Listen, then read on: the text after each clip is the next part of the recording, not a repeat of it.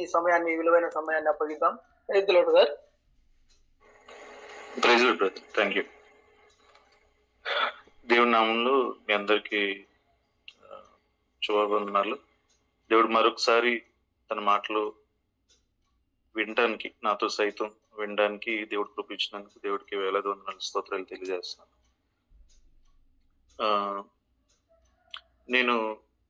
నేను చెప్పవలసిన వాక్య భాగం చెప్పకముందు మీకు ఒక సాక్ష్యం చెప్పాలని అనుకుంటున్నాను అనమాట. యుఎస్లో యుఎస్ ఆర్ యూకే, నాకు కరెక్ట్గా ఐడియా లేదు కానీ దేశం, ఇది జరిగిన సంఘటనే. ఒక అమ్మాయి ఉంది. ఇది వినడానికి కొంచెం ఇబ్బందికరంగా ఉంటుంది, కానీ వినండి. ఒక అమ్మాయి అనమాట, 13 years ఏజ్ నుంచో 12 years ఏజ్ నుంచో తన కన్న తండ్రి తన మీద అఘాయిత్యం చేస్తూ ఉంటాడు. తన్ని మానభంగం చేసి చిత్రహింసలు పెడతా ఉంటాడు అనమాట. బయట ఎవరికైనా తెలిస్తే నేను చంపేస్తానని తన కన్న తండ్రి అక్కడి నుంచి కొన్ని సంవత్సరాల పాటు తన మీద అఘాయిత్యం చేస్తూ ఉంటాడు. సో ఈ బాధ తను భరించలేకపోతుంటది. సంవత్సరాలు ఇంకా పెద్దయ్య కొద్దీ ఇంకా బాధలు ఎక్కువైపోతున్నప్పుడు తన ఇంట్లోంచి బయటకు వచ్చేస్తుంది అనమాట.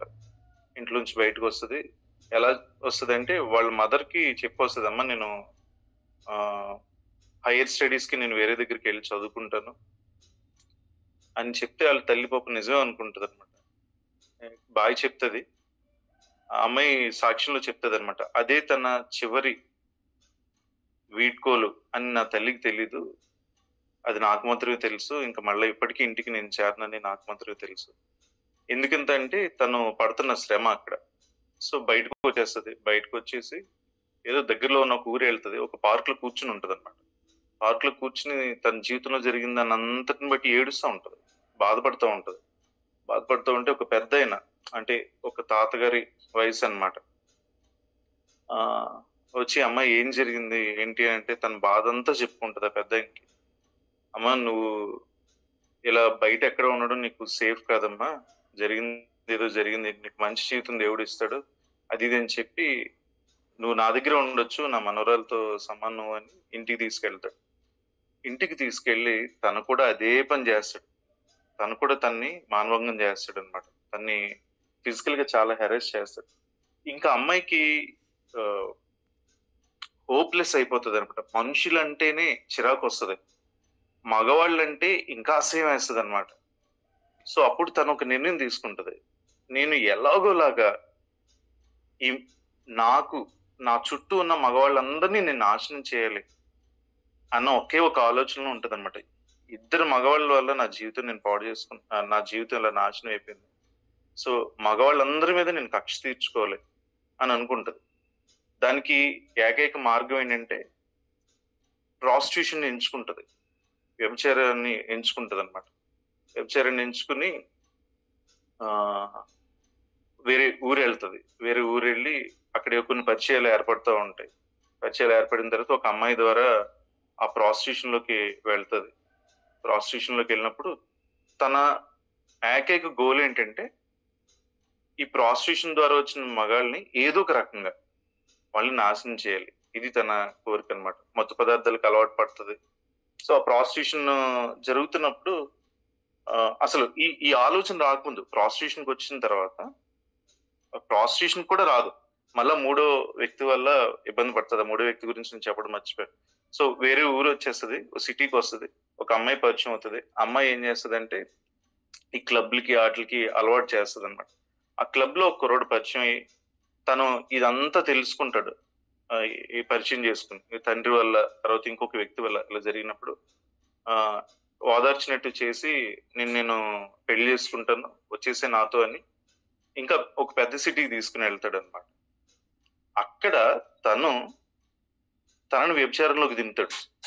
అప్పటి వరకు వ్యభిచారం తనకు అలవాటు ఉండదు. తను వ్యభిచారంలోకి దింపుతాడు అనమాట. దింపి వచ్చే డబ్బులన్నీ తను లాక్కుంటాడు. అమ్మాయిని వ్యభిచారం చేయమని ఫోర్స్ చేస్తూ ఉంటాడు. తన జీవితం ఇంకా ఎలా అంటే చీకటి అనమాట. ఎక్కడ కూడా తనకి అసలు ఆదరణ లేదు, ప్రేమ అంటే తెలియట్లేదు. తన జీవితం అంతా అంధకారంలో ఉంటది. అక్కడ డిసైడ్ అవుతుంది, మనుషుల మీద మగవాళ్ళ మీద నేను ఖచ్చితంగా కక్ష తీర్చుకోవాలి. తండ్రి, ఇంకొక వ్యక్తి, ప్రేమించానని చెప్పిన వ్యక్తి, వీళ్ళందరూ కూడా నా శరీరాన్ని వాడుకుంటున్నారు. నా పరిస్థితిని అంతటిని ఇంకా ఘోరంగా చేసేసారని అక్కడ తనకి ఆ బీజం మొదలవుతుంది కక్ష తీర్చుకోవాలని. సో తను ఏమనుకుంటదంటే, ప్రాస్టిట్యూషన్ అయితేనే ఈ ప్రాస్టిట్యూషన్ నేను కంటిన్యూ చేయాలి, దీంట్లో వచ్చిన ఆ వ్యక్తులందరినీ నేను నాశనం చేయాలని అనుకుంటుంది. ఒకరోజు సిక్ అయిపోతుంది. సిక్ అయిపోతే డాక్టర్ దగ్గరికి వెళ్తుంది. డాక్టర్ దగ్గరికి వెళ్తే డాక్టర్ టెస్ట్ చేస్తాడు. ఆ కంట్రీలో అఫీషియల్ గా ప్రాస్టిట్యూట్ అవ్వాలంటే లైసెన్స్ తీసుకోవాలి. సో ఆ లైసెన్స్ తీసుకోవాలంటే తను మెడికల్ టెస్ట్లో వెళ్ళాలి. ఆ మెడికల్ టెస్ట్లకి వెళ్తే ఆ మెడికల్ టెస్ట్లో చేస్తున్న ఆ డాక్టర్, అమ్మ నీ వయసు ఎంత అంటాడు. చాలా తక్కువ, 21, 22 సంవత్సరాల వయసు అంతే చెప్తుంది. చాలా బాధపడతాడు డాక్టర్. అమ్మ నీకు ఎయిడ్స్ ఉందమ్మా అని చెప్తాడనమాట. అంటే అమ్మ ఎగిరి గంతేస్తుంది. ఇదే కదా నేను కావాలనుకుంది, ఇదే కదా నేను కోరుకున్నది. ఇప్పుడు నేను నా శరీరాన్ని అమ్మి ఎవరైతే వ్యక్తి వస్తాడో ఆ వ్యక్తికి ఈ ఎయిడ్స్ ని నేను పాస్ చేస్తాను, ఈ ఎయిడ్స్ తో ఆ వ్యక్తి నాశనం అయిపోవాలి, ఇదే నేను కోరుకున్నది అని చాలా సంబరపడిపోతూ ఉంటది. ఈయనకి ఆశ్చర్యం వస్తుంది, ఏంటమ్మా ఎయిడ్స్ వచ్చిందంటే నువ్వు ఎంత సంతోషపడుతున్నావు అంటే, అప్పుడు తన స్టోరీ మళ్ళీ డాక్టర్ దగ్గర చెప్తుంది అనమాట. ఆ డాక్టర్ ఒక రక్షింపబడిన వ్యక్తి, దేవుని తెలుసుకున్న వ్యక్తి. సో ఆయన ఏం చేస్తాడంటే ఇదంతా విని చాలా బాధపడి ప్రార్థన చేస్తాడు. నీకోసం నేను ప్రార్థన చేయొచ్చా అని ప్రార్థన చేసి, అమ్మా యేసుక్రీస్తు నేను ప్రేమిస్తున్నాడు, ఆయన నీ జీవితాన్ని మార్చగలడు అన్న 2-3 మాటలు మాత్రం ప్రార్థన చేసి చెప్తాడు. నీకు అవసరమైతే, నీకు ఎప్పుడైనా నువ్వు సమస్యలో ఉన్నప్పుడు యేసు ప్రభువా నాకు సహాయం చేయవా అని ఒక మాట చెప్పాను. సో ఈ అమ్మాయి వెళ్ళిపోతుంది. ఆ ప్రాస్టిట్యూషన్ లో చాలా డబ్బులు సంపాదిస్తూ ఉంటది. ఒక రోజు ఏమవుతుందంటే, తను ఒక హోటల్ దగ్గర ఉన్నప్పుడు ఎక్కువ మత్తు తీసుకుంటది, మత్తు పదార్థాలు ఎక్కువ వాడినప్పుడు ఇంకా కొలాప్స్ అయిపోతుంది అనమాట. కొలాప్స్ అయిపోయి ఇంకా చచ్చిపోయే స్థితిలోకి వెళ్ళిపోతుంది. ఆ హోటల్ బాత్రూమ్ లోకి వెళ్ళిపోయి ఆ బాత్రూమ్ లోనే పడిపోతుంది. పడిపోయి లేవలేని పరిస్థితిలోకి వెళ్ళిపోతుంది. ఇంకా అక్కడ చనిపోవాలి తను. అంత చీకటి అయిపోతుంది, కళ్ళు కూడా కనబడతా ఉండవు అనమాట. సో ఆ పరిస్థితిలో తను ఈ మాటలు గుర్తొస్తాయి, నీకు ఏదైనా అవసరమైతే దేవుడిని యేసయ్యని అడుగు అన్నమాట. సో ఆవిడికి ఈ ఆలోచన రాకముందు తన కళ్ళ ముందు ఒకటి కనబడతా ఉంటది అనమాట. ఏంటంటే తను చనిపోయినట్టు, ఒక శవపేటికలో తన శవం ఉన్నట్టు, అందరూ ఆ శవం చుట్టూ నిలబడి ఈ ప్రాస్టిట్యూట్ చనిపోయింది అని చెప్తా ఉంటారు అనమాట. అది ఆ అమ్మాయికి చాలా బాధ అనిపిస్తుంది.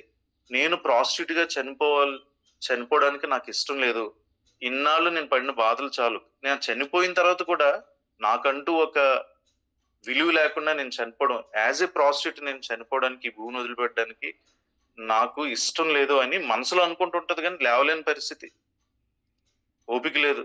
అప్పుడు ఆ డాక్టర్ గారు చెప్పిన మాటలు గుర్తు వచ్చి, యేసుప్రభువా నీ గురించి విన్నాను తప్ప నీ గురించి నాకు తెలియదు, నువ్వు నిజమైన దేవుడు అయితే దయచేసి నన్ను రక్షించని చెప్తుంది అనమాట. అని కంప్లీట్ గా తను కోమలోకి వెళ్ళిపోయినట్టు అయిపోతుంది.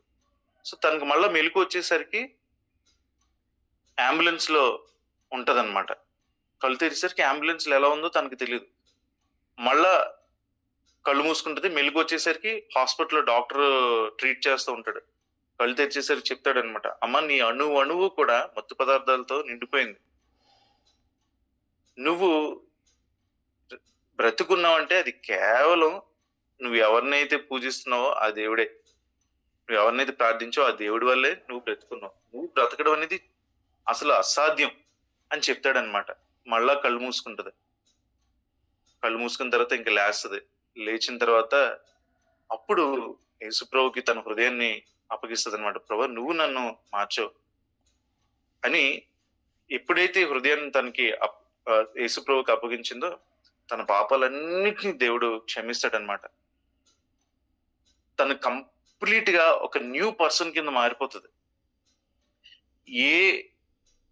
ఈ సందుగొందుల్లో తను వ్యభిచారం చేయాలని ఏ రోడ్ల మీద తను ఒక వ్యభిచారిగా తిరిగిందో, అక్కడే ఆ వ్యభిచారుల మధ్య, ఆ బ్రోతల్ హౌసెస్ మధ్య యేసుక్రీస్తు నిజమైన దేవుడు, ఆయన మన పాపాల కోసం మరణించాడు, ఆయన మన పాపాలన్నింటినీ క్షమిస్తాడు, నీ జీవితాన్ని మారుస్తాడని సువార్త చెప్పడం మొదలు పెడతా ఉంటది. సువార్త చెప్తా ఉంటే ఆల్రెడీ తన దగ్గరికి వచ్చిన విటులు లేకపోతే ఎవరైతే తన్ని శారీరకంగా వాడుకున్నారో వాళ్ళందరూ కూడా హేళన చేస్తూ ఉంటారు. ఆ దేవుడిని పక్కన పెట్టు, ఒక్క గంట దేవుడిని మర్చిపో, నీకు ఒక $50 ఇస్తాం, $20 ఇస్తామని హేళన చేస్తూ ఉంటారు. చాలా మంది, నువ్వు ఇన్ని కబుర్లు చెప్తున్నావా, నువ్వు నిన్న మొన్నటి వరకు నీ శరీరాన్ని నమ్ముకున్నావు కదా, నువ్వు ఒక ప్రాస్టిట్యూట్వి అని హేళన చేస్తూ ఉంటే వాళ్ళందరి మధ్య ధైర్యంగా నిలబడి ఒక మాట చెప్తుంది. ఆ మాట నన్ను ఎంత ప్రభావితం చేసిందంటే, అది ఇప్పుడు నేను చెప్తున్నాను కానీ అది నా జీవితాన్ని కంప్లీట్ గా అది ప్రభావితం చేసింది. అమ్మాయి ఏం చెప్తుందంటే, నేను గతంలో ప్రాస్టిట్యూట్ నేమో, కానీ ఇప్పుడు ఇన్ హిమ్ ఐఎమ్ వర్జిన్ అని చెప్తుంది అనమాట. ఆయనలో నేను వర్జిన్ని. అంత అసలు ఆ స్థిరమైన అభిప్రాయం దేవుడు మాత్రమే కలుగు చేయగలడు. ఇన్ హిమ్ ఐఎమ్ వర్జిన్, అది గతం. కానీ ఇప్పుడు నేను ఒక పరిశుద్ధురాల్ని, నేను ఒక కన్యకిని, ఆయనలో ఒక కన్యకిని. ఇది మనకు రావాలండి. ఇది మన హృదయాలకు అర్థం కావాలి. పాతవి గతించును, సమస్తము నూతనమైన. మనల్ని మనం అలా చూసుకోగలగాలి. ఎందుకంటే మనలో విశ్వాసానికి కర్త కొనసాగించేవాడు ఆయనే. యేసుప్రభు అంటే మనకి ఎవరో తెలియదు. ఆయన మనం ఉన్న స్థితిలోకి వచ్చి మనకు పరిచయం అయ్యి మన జీవితాలు మార్చాడు. దేవుని వాక్యానుసారంగా దేవుని వాక్యం మనల్ని ఏమని చెప్తుందో అదే మనం. మన జీవితంలో ఏది కలిగి ఉన్నామని చెప్తుందో దేవుని వాక్యం అదే మన జీవితంలో ఉంటది. మన ఆలోచన, చుట్టుపక్కల వాళ్ళు చెప్తుంది, సాతాను చెప్తుంది, ఇదేది కూడా మనల్ని డిఫైన్ చేయకూడదు. దేవుని వాక్యం నిన్నేం చెప్తుంది? నువ్వు ఒక నూతన సృష్టి అని చెప్తుంది. ఇది స్థిరంగా ఉండాలి.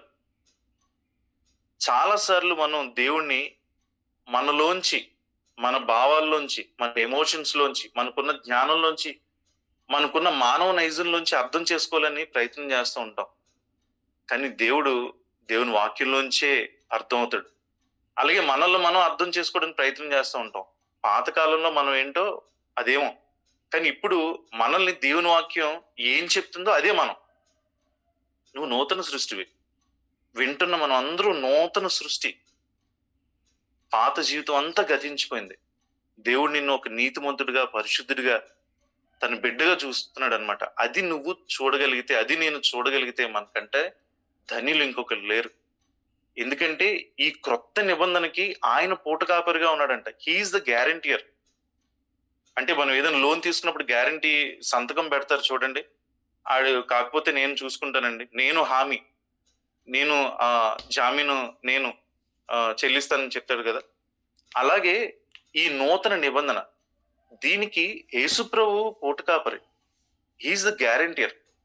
అంటే మనకిచ్చిన స్థానానికి, మనల్ని దేవుడు ఏ పిలుపుతో అయితే పిలిచాడో ఆ పిలుపుకి, ఆయన హృదయంలో ఉన్న స్థానానికి, అంధకార సంబంధమైన రాజ్యం యొక్క అధికారం నుంచి విడుదల చేసి తన కుమారుని రాజ్యానికి వారసులుగా చేశాడంట. ఇది మన హృదయాలకు అర్థమైతే ప్రతి దినం కూడా మనం విడుదల పొంది సంతోషంగా ఉంటాం. ఉదయం లేచిన వెంటనే దేవా నువ్వు ఇచ్చిన రక్షణ బట్టి నీకు వందనాలు అంటాం. ఇంకేది గుర్తురాదు. మన శరీరంలో ఉన్న బాధ గాని, కుటుంబంలో మనం ఎదుర్కొంటున్న సమస్యలు కానీ, ఆర్థిక ఇబ్బందులు కానీ ఏవి కూడా మనకి గుర్తురావు. ఎందుకంటే మనం దేవుని రాజ్య వారసులు అనేది మనకి తెలుస్తూ ఉంటుంది, మన హృదయాలకు అర్థమవుతూ ఉంటుంది. ఇది మన స్థిరంగా ఉండాలి ఆలోచన అన్నమాట. చాలాసార్లు ఇది మనం నమ్ముతాం. సాతాను గురించి చెప్పే మాటలు, లేకపోతే నరకం గురించి చెప్పే మాటలు. చూడండి, అగ్ని ఆరదు, పురుగు చావదంటే అది మనకి ఇంకా మన మైండ్ లో ఫిక్స్ అయిపోతుంది. అమ్మో, నరకం అంటే అక్కడ అగ్ని ఆరదు, పురుగు చావదు, అక్కడ ఏడ్పు, పండ్లు కొరుగుట, ఇది ఉంటే తప్ప అనుదినం ఆయన వాత్సల్యత నా పట్ల నూతనం అవుతుంది. ఇది స్ట్రాంగ్ గా ఉంటే సాతాను గురించి, లేకపోతే శ్రమల గురించి, శోధన గురించి ఇది కాదు మనకు ఉండాల్సింది. దేవుని వాక్యం చెప్తుంది విలాప వాక్యాలు 3:23లో, అనుదినం నా వాత్సల్యత మీ పట్ల నూతనం అవుతుంది. ఇది మన హృదయంలో ఉన్నప్పుడు ఉదయాన్నే లేచినప్పుడే ఎలా ఉంటదండి? నేను ఇదంతా అనవసరం, దేవుడు ఒక నూతనమైన ప్రేమతో నన్ను ప్రేమిస్తున్నాడు, మళ్ళా సేమ్ రిసోర్సెస్ ని నాకు మళ్ళా ఈ దినాన్ని ఇస్తున్నాడు. నేను ఏదైతే పోగొట్టుకున్నానో అదంతా సంపాదించుకోవడానికి, ఏ సమాధానాన్ని అయితే పోగొట్టుకున్నానో మళ్ళీ తిరిగి ఆ సమాధానాన్ని ఆయనతో పాటు సమాధానం పరచబడడానికి. ఎందుకంటే తన కుమారుని రక్తం ద్వారా పరలోకమందు ఉన్నట్లని భూమి మీద ఉన్నట్లని సమాధాన పరుచుకోవడం తండ్రి అభీష్టం అంట.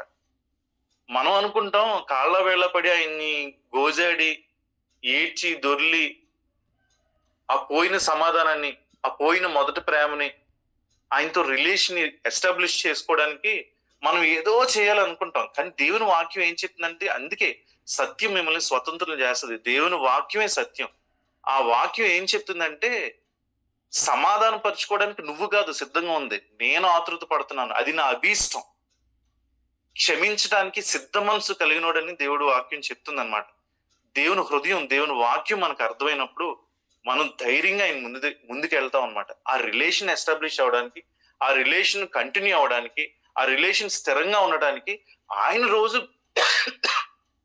ప్రయత్నం చేస్తున్నాడు. ఇది మనకు అర్థం కావాలి, ఇది మనకి స్థిరంగా ఉండాలి. లేకపోతే సాతాను వచ్చి, లేకపోతే మన సొంత ఆలోచనలు ఎప్పుడు కూడా మనం వెనకలాగుతూ ఉంటాయి. నీ ప్రవర్తన ఎలా ఉంది కదా, ఈ రోజు నువ్వు బైబిల్ చదవలేదు కదా, ఈ రోజు నువ్వు ప్రార్థన చేయలేదు కదా, ఇప్పుడు నువ్వు అలా చేసావు కదా, అలా చేసావు కదా, వాళ్ళని ఎలా అన్నావు కదా, వీళ్ళు కోపడ్డావు కదా, ఇవన్నీ మన మీద దోషారోపణ చేస్తూ ఉంటాయి అన్నమాట. అవన్నీ జరిగినా ఆయన ముందుకెళ్ళి, ప్రభువా నా పట్ల నీ ప్రేమ, నీ వాత్సల్యత ఈ రోజు నూతనమైంది ప్రభువా, దాని అంతటి బట్టి నీకు వందనాలు. ఇదిగో ఇది నా పరిస్థితి, నీ ముందుకు వచ్చాను, నన్ను క్షమించు అని చెప్పినప్పుడు ఒక్క క్షణం క్షమించడానికి సిద్ధ మనసు కలిగినాడు. మనం రాకముందే ఆయన మనసును సిద్ధం చేసుకున్నాడు. మనం వచ్చిన తర్వాత మన వాదనంతా విని క్షమించాలా లేదా ఇలాగ ఉండడు ఆయన. మనం ఎప్పుడు వస్తామా అని సిద్ధంగా ఉంటాడు క్షమించడానికి. ఆ మాట తెలియక, ఈ సత్యం తెలియక నేను నా జీవితంలో రక్షింపబడిన తర్వాత 13 సంవత్సరాలు 13 గోల్డెన్ ఇయర్స్ నేను చెడగొట్టుకున్నాను. దేవుడు నన్ను వదిలిపెట్టాడు, దేవుడి మాట నేను వినలేదు, దేవుడు చెప్పినట్లు నేను చేయలేదు, ఆయన మార్గాన్ని విడిచిపెట్టాను అని నేను అనేసుకుని ఆయన నేను క్షమించడం, ఆయన నేను పట్టించుకోడని 13 సంవత్సరాల పాటు నేను ఆయన వదిలిపెట్టి తిరిగాను. సత్యం తెలియక, ఆయన మనసు నాకు తెలియక. అందుకే నేను ఏం చెప్తున్నానంటే, దేవుడు ఎవరో తెలియాలంటే దేవుని వాక్యమే డిఫైన్ చేయాలి. మన ఆలోచనలు కాదు, చుట్టూ ఉన్న పరిస్థితులు కాదు, మనుషులు చెప్పేవి కాదు, సాతాను చెప్పేది కాదు. ఇవన్నీ మోసమే. దేవుని మాటలు మాత్రమే సత్యం. అంతేకాదు నన్ను ఇలా అనుకుంటున్నాడు, అలా అనుకుంటున్నాడని నేను అనుకున్నా, కానీ ఆయన అనుకుంటుంది వేరు. ఆ నిబంధనకి పూటకాపురంట, కొత్త నిబంధనకి క్షమించడానికి సిద్ధ మనసు కలిగినోడంట. సో ఎప్పుడైతే అది మనకు హృదయాలకు అర్థం అవుతుందో వెంటనే మనం ధైర్యంగా ఆయన ముందుకి వెళ్ళగలుగుతాం. అందుకే 1 కొరింథీ 1:18 సిలువను గూర్చిన వార్త నశించిన వారికి వెరితనం గాని రక్షింపబడుచున్న మనకి దేవుని శక్తి. ఆ సిలువను గూర్చిన వార్త ప్రతిరోజు నమ్మడమే మన పని. ప్రార్థన, పరిచర్య, పనులు ఇవన్నీ పక్కన పెడదామండి, అదంతా ఒక పక్కన. కానీ నిన్ను నన్ను నడిపించాల్సింది ఈ సిలువను గూర్చిన వార్త. ఏంటి ఆ సిలువను గూర్చిన వార్త? సిలువ మీద యేసు ప్రభు ఏం చేశాడో నీకోసం, నా కోసం, ఆ మాటలు, ఆ సత్యం నిన్ను నన్ను డ్రైవ్ చేయాలి. యెషయా 53లో ఆ వార్త అంతా ఉంటుంది. ఒకసారి చదివి నేను ముగిస్తాను.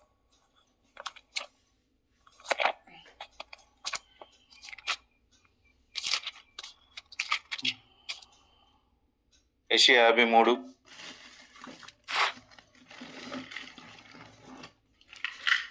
4వ నుంచి, నిశ్చయంగా అతడు మన రోగములను భరించెను, మన వ్యసనములను వహించెను, అయినను మొత్తబడిన వానుగాను, దేవుని వలన బాధింపబడిన గాను, శ్రమ నొందిన వానుగాను మనం అతని ఎంచితిమి. మన అతిక్రమ క్రియలను బట్టి అతడు గాయపరచబడిను, మన దోషములను బట్టి నలగొట్టబడిను, మన సమాధానార్థమైన శిక్ష అతని మీద పడిను, అతడు పొందిన దెబ్బల చేత మనకు స్వస్థత కలుగుచున్నది. మనమందరము గొర్రెల వలె త్రోవ తప్పిపోతుమి, మనలో ప్రతివాడు తనకిష్టమైన త్రోవకు తొలగిను, యెహోవా మన అందరి దోషమును ఆయన మీద మోపెను. ఇంతకంటే ఇంకేముందండి? దోషాలన్నిటినీ ఆయన మీద, మన సమాధానార్థమైన శిక్ష ఆయన మీద మోపబడింది, మన వ్యసనాలన్నిటినీ ఆయన వహించాడు, మన రోగాలన్నింటినీ భరించాడు. ఆయన పొందిన దెబ్బలు, గాయాల చేత మనకు స్వస్థత. ఈ స్వస్థత దగ్గర క్రైస్తవ లోకానికి అబ్బా అది నాకు ఎంత బాధ అనిపిస్తుంది అంటే, నేను రక్షింపబడి 22 సంవత్సరాలు అయిందండి. ఎప్పుడు కూడా దేవుడు నన్ను రోగానికి అప్పచెప్పలేదు. అలాంటి నా జీవితంలో రోగాలు రాలేదని కాదు, వచ్చాయి. కానీ ఎప్పుడూ కూడా నా జీవితానికి రోగానికి కారణం ఆయన కాలేదు. ఆయన కాదు కారణం. చాలా వ్యాధులు, రోగాలు వస్తా ఉంటాయి. చాలా సార్లు అనుకుంటాం దేవుడు మనల్ని సరిచేయడానికి రోగాలు ఇస్తాడు, బాధల్లో నడిపిస్తాడు. ఏమండి, మన పిల్లలు మన మాట వినట్లేదని, సరిగా వీళ్ళు వినేటట్టు వీళ్ళకి బుద్ధి రావాలని ఏదో చిన్న ఇంజెక్షన్ ఇచ్చి క్యాన్సర్ వచ్చేటట్టు, ఏదో ఇంజెక్షన్ ఇచ్చి ఎయిడ్స్ వచ్చేటట్టు, ఏదో ఒక ఇంజెక్షన్ ఇచ్చి లివర్ పాడేటట్టు, కిడ్నీస్ పాడేటట్టు చేస్తామా మనం? చెయ్యం కదా. మనకంటే దేవుడు ఇంకా బాగా ప్రవర్తిస్తాడు కదా, మనకంటే నీతిమంతుడు కదా, మనకంటే ప్రేమిస్తున్నాడు కదా. ఆయనే మొట్టమొదటి మనల్ని ప్రేమించాడు. మనం ఇంకా పాపంలో ఉండగానే మనల్ని ప్రేమించాడు. అలాంటప్పుడు ఆయన మనకి రోగాలను ఎందుకు కలుగు చేస్తాడు? ఇది సత్యం. మనం రోగాల నుంచి, మనం వ్యాధుల నుంచి బయటపడాలని ఆయన దెబ్బలు పొందాడంట. ఆయన దెబ్బల ద్వారా మనకు స్వస్థత కలుగు చేశాడని దేవుని వాక్యం చెప్తుంటే, నువ్వే నాకు రోగాన్ని ఇచ్చావంటే ఎలాగా? ఆ రోగం ద్వారా ఆయన నన్ను ఒక మంచి ప్రవర్తనలోకి, మంచి ఉద్దేశాల్లోకి నడిపిస్తాడంటే అది మన అజ్ఞానం తప్ప ఇంకొకటి ఉండదు. అది ఏం చేస్తుందంటే, కంచే చేను మేస్తే అని అంటారు చూడండి. ఒక చేను చుట్టూ, ఒక పంట చుట్టూ కంచేస్తాం లోపలికి ఏమి రాకూడదని. ఆ ప్రొటెక్ట్ చేయాల్సిన కంచె ఆ చేనుని మేసేసింది అనుకోండి, ఇంకా చేనుకి ప్రొటెక్షన్ ఎక్కడుంది? అలాగే దేవుడు మనల్ని విడిపించేది అంటే వీటిలన్నిటిలోంచి దేవుడు మాత్రం విడిపించగలడు. అలాంటి దేవుడే నేను శిక్షిస్తున్నాడు అన్నప్పుడు నువ్వు ఎక్కడికి వెళ్ళి ప్రార్థన చేస్తావు? కాబట్టి ప్రార్థన చేయలేం. ఆ రోగంలో, ఆ బాధలో, ఆ వ్యాధిలో, ఆ శోధనలో, ఆ శ్రమలో ఉండిపోయి దేవుడే నాకు ఇచ్చాడు, దేవుడే నాకు ఇచ్చాడు అనుకుంటాం. ఎక్కడ కూడా లేదు అలాగా. ఒకవేళ శోధనలోకి వెళ్ళినప్పుడు, శ్రమలోకి వెళ్ళినప్పుడు దాన్ని వాడి, ఆ పరిస్థితిని వాడి దేవుడు మనల్ని మేలిం బంగారంగా బయటికి తీసుకుని వస్తాడు తన వాక్ చేత. అంతే తప్ప మన జీవితంలోకి శ్రమల్ని, శోధనల్ని మనమే మన పిల్లలకి ఇవ్వం. ఆయన ఎందుకు ఇస్తాడు? చాలాసార్లు వ్యాధులు ఇవన్నీ వచ్చినప్పుడు దేవుడే నాకు ఇచ్చాడు అనుకుంటాం. దాని నుంచి విడుదల పొందడానికే ప్రభువైన యేసుక్రీస్తుని తండ్రి ఆయన ఈ భూమి మీదకి పంపించాడు. ఇలా ఇవ్వడు. ఎందుకంటే ఈ సత్యం మనకు అర్థమైనప్పుడు మనం స్వతంత్రులుగా మనం జీవిస్తూ ఉంటాం. ప్రతి దాన్ని రిజెక్ట్ చేస్తూ ఉంటాం అన్నమాట. ఈ వ్యాధి రావడానికి వీల్లేదు. ఎందుకంటే ఇది దేవుని చిత్తం కాదు. నేను స్వస్థతను పొందడమే దేవుని చిత్తం. నేను పరిశుద్ధంగా ఉండడమే దేవుని చిత్తం. సమాధానం పరచబడమే దేవుని చిత్తం. ఆయనతో సంతోషంగా ఉండడం దేవుని చిత్తం. దేవుని చిత్తం మనం ఆయనతో పాటు కలిసి నడిచి చాలా సంతోషంగా ఉండాలండి, ఆరోగ్యంతో, అన్ని అవసరతలు తీర్చబడుతూ. దానికోసం దేవుడు మనల్ని ప్రతి దాంట్లోంచి యేసుప్రభు భూమి మీదకి వచ్చి శిలువ మీద మరణించింది కేవలం మన పాపాలు ఒక్కటే క్షమించి, ఈ భూమి మీద నీ బ్రతికేదో బ్రతకరా, నీ నీతి, నీ క్రియలు బట్టి నువ్వే చాలా గొప్పగా నువ్వే ఉండు, నీ ప్రయత్నాలేవో నువ్వు చెయ్యు, అప్పుడు పరలోకానికి రా అని కాదు. యెషయా 53 అసలైన సువార్త. మన వ్యసనాలన్నింటినీ భరించాడు, మన తీరని బాధలన్నింటినీ ఆయన వేసుకున్నాడు. సమాధానార్థమైన శిక్ష ఆయన భరించాడు, మన రోగాలను భరించాడు, మన వ్యాధులను భరించాడు, మన స్వస్థత ఇవన్నీ ఇచ్చాడు. ఇది సువార్త. ఇది రోజు నువ్వు నమ్మగలిగితే, నేను నమ్మగలిగితే అది మనకి దేవుని శక్తి అంట. ఇది లోకానంతటికి అది వెరితనమేమో కానీ అది దేవుని శక్తి. కాబట్టి క్రీస్తులో నిన్ను నువ్వు చూసుకోగలిగితే, నన్ను నేను చూసుకోగలిగితే అంతకంటే గొప్ప ధన్యత లేదు. ఆ వ్యక్తి చెప్పినట్టు, ఇన్ హిమ్ ఐఎమ్ వర్జిన్, ఆయనలో నేను కన్యకిని. అలాగే నువ్వు కూడా ప్రతిరోజు ఆయనలో నేను విడుదల పొందిన వ్యక్తిని, ఆయనలో నేను పరిశుద్ధుని, ఆయనలో నేను నీతిమంతుని. మన క్రియల మూలం కాదు. అబ్రహాం దేవుణ్ణి నమ్మాను, అది ఆయనకి నీతిగా ఎంచబడను. నువ్వు నేను క్రీస్తుని నమ్మాం కాబట్టి అది దేవుడు నీతిగా ఎంచాడు. కాబట్టి నువ్వు నీతిమంతుడివి, పరిశుద్ధుడివి, నువ్వు విడుదల పొందిన వ్యక్తివి, విమోచింపబడిన వ్యక్తివి, స్వస్థత నొందిన వ్యక్తివి.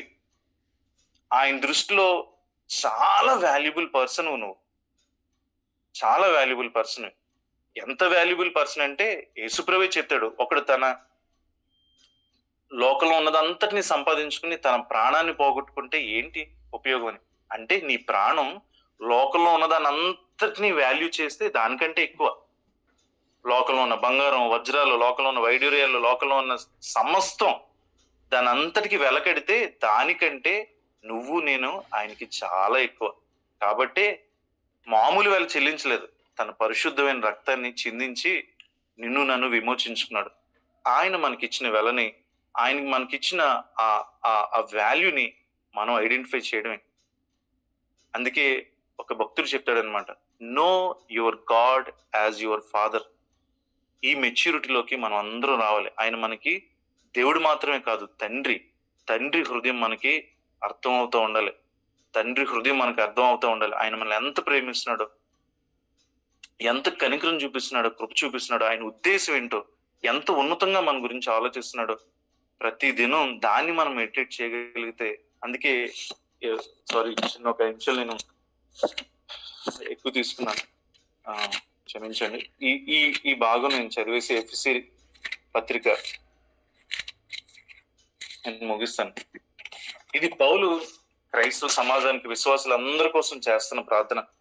1వ అధ్యాయం 17వ వచనం నుంచి, మరియు మీ మనోనేత్రములు వెలిగింపబడినందున ఆయన మిమ్మును పిలిచిన పిలుపు వలనైన నిరీక్షణ ఎట్టిదో, పరిశుద్ధులలో ఆయన స్వాస్థ్యం యొక్క మహిమైశ్వర్యం ఎట్టిదో, ఆయన క్రీస్తునందు వినియోగపరిచిన బలాతిశయమును బట్టి విశ్వసించు మన యందు ఆయన చూపుచున్న తన శక్తి యొక్క అపరిమితమైన మహాత్యం ఏంటిదో మీరు తెలుసుకొనవాలని, మన ప్రభువైన యేసు క్రీస్తు యొక్క దేవుడైన మహిమ స్వరూపియగు తండ్రి తన్ను తెలుసుకొనుట యందు మీకు జ్ఞానము ప్రత్యక్షతను గల మనసు అనుగ్రహించినట్లు నేను నా ప్రార్థన యందు మిమ్మల్ని గురించి విజ్ఞాపన చేయుచున్నాను.